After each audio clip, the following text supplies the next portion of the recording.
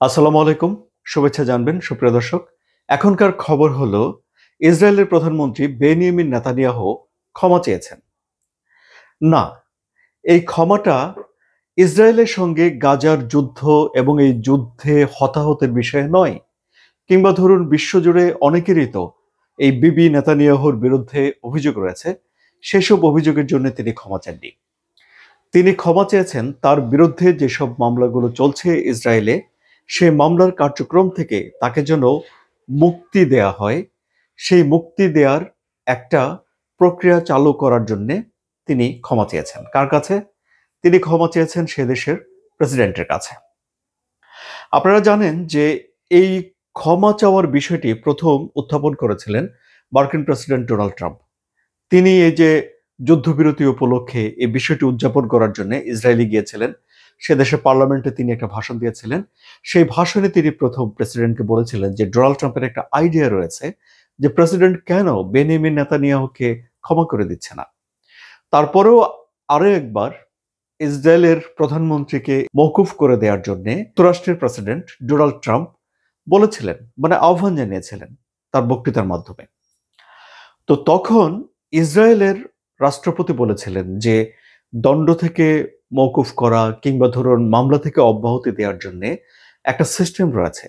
সেই নিয়ম অনুযায়ী প্রধানমন্ত্রী বেনিয়ামিন নেতানিয়াহুকে আবেদন করতে হবে এবং ওই আবেদনের অংশ হিসেবেই তিনি ক্ষমা চেয়েছেন সে দেশের রাষ্ট্রপতির কাছে এবং বলেছেন মামলা থেকে তাকে যেন অব্যাহতি দেওয়া হোক। ইসরায়েলের প্রেসিডেন্টের কি ক্ষমতা আছে বেনিয়ামিন নেতানিয়াহুকে ক্ষমা করার?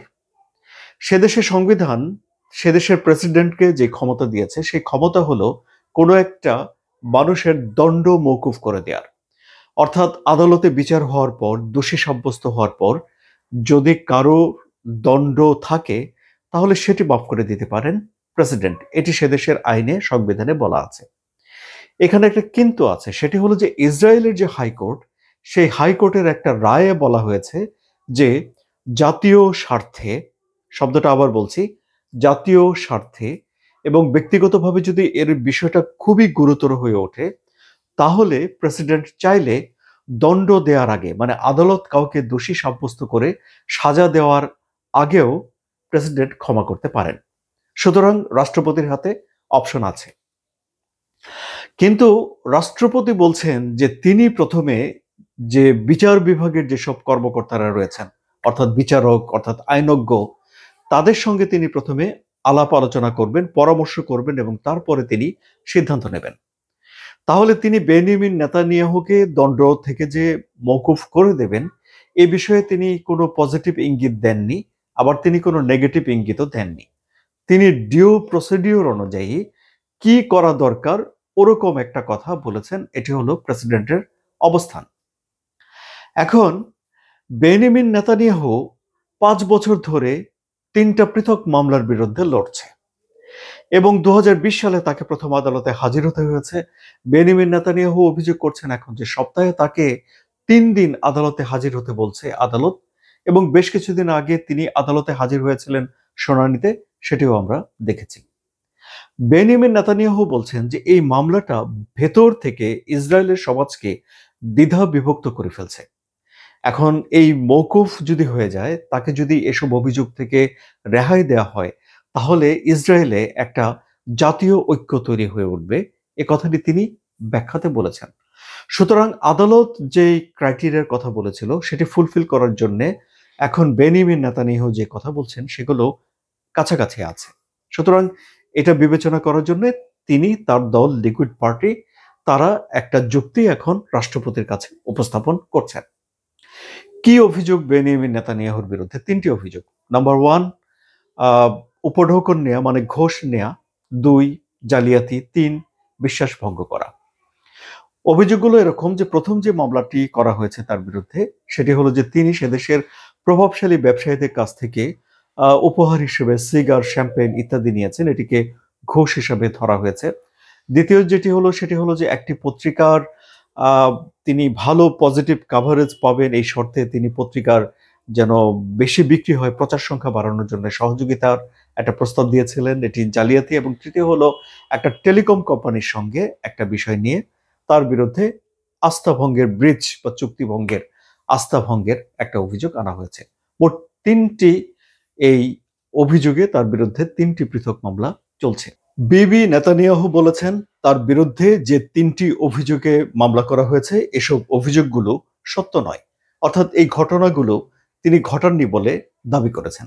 একই সঙ্গে তিনি বলেছেন যে তার বিরুদ্ধে রাজনৈতিক উদ্দেশ্য প্রণোদিতভাবে এই মামলাগুলো করা হয়েছে। তার সঙ্গে একমত পোষণ করেন মার্কিন প্রেসিডেন্ট ডোনাল্ড ট্রাম্প। তিনিও মনে করেন বেনিয়ামিন নেতানিয়াহুর বিরুদ্ধে এই মিথ্যা মামলা দায়ের করা হয়েছে তাকে রাজনৈতিকভাবে একটু খাটো করার জন্য। ইসরায়েলের তিনি সিটিং প্রধানমন্ত্রী, ক্ষমতাসীন প্রধানমন্ত্রী, যার বিরুদ্ধে মামলা হয়েছে এবং মামলার জন্য আদালতে হাজির হতে হয়েছে। আবার ধরুন ইসরায়েলের যে বিরোধী দল আছে তারা কি বলছে? তারা বলছে যে ক্ষমা পেতে হলে প্রথমে বেনিয়ামিন নেতানিয়াহুকে দোষ স্বীকার করতে হবে, অর্থাৎ ক্ষমা চাওয়ার মানে তাদের কাছে দোষী সাব্যস্ত হওয়া। দোষী ব্যক্তি ছাড়া কেউ ক্ষমা চেতে পারে না। সুতরাং তারা আহ্বান জানাচ্ছেন যে বেনিয়ামিন নেতানিয়াহুকে আগে দোষ স্বীকার করতে হবে এবং তারপরে ক্ষমার প্রসঙ্গটা আসবে। বেনিয়ামিন নেতানিয়াহু যেসব যুক্তি দিচ্ছেন বিরোধী দল সেই যুক্তিগুলোর সঙ্গে একমত নয়, তাদের ভিন্ন বক্তব্য। ফলে বেনিয়ামিন নেতানিয়াহুর এই যে মামলা থেকে মওকুফ করে দেয়া, এটি সে দেশের রাজনীতির জন্য একটা বড় ধরনের প্রভাব রাখে। সুতরাং প্রভাব রাখে বলেই প্রেসিডেন্ট এখন আইন বিশেষজ্ঞদের মতামত নিতে চাচ্ছেন এবং মতামত নিয়ে তারপর তারা সেখানে সিদ্ধান্ত নেবেন। বাট বেনিয়ামিন নেতানিয়াহুর বিরুদ্ধে বিভিন্ন সময়ে সে দেশের বিরোধী দল অভিযোগ করে এসেছে। এখনো তারা এই অভিযোগ করছেন যে বেনিয়ামিন নেতানিয়াহু তার ব্যক্তিগত স্বার্থ এবং জাতীয় স্বার্থ মানে দেশের স্বার্থ সব গুলিয়ে ফেলেন এবং তার ব্যক্তিগত সুরক্ষার জন্য তিনি জাতীয় স্বার্থকে কাজে লাগান বলেও বেনিয়ামিন নেতানিয়াহুর বিরুদ্ধে এখন সে দেশের বিরোধী দলের লোকজন অভিযোগ করছে। এবার আপনারা বলুন সুপ্রিয় দর্শক, বেনিয়ামিন নেতানিয়াহু কি এই দণ্ড থেকে মওকুফ পেতে পারেন? আপনাদের মতামত কমেন্টে জানান। আলোচনা যদি ভালো লাগে তাহলে সাবস্ক্রাইব করে চ্যানেলের সঙ্গে থাকুন। যারা আগেই সাবস্ক্রাইব করেছেন তাদের প্রতি কৃতজ্ঞতা রইল। ধন্যবাদ।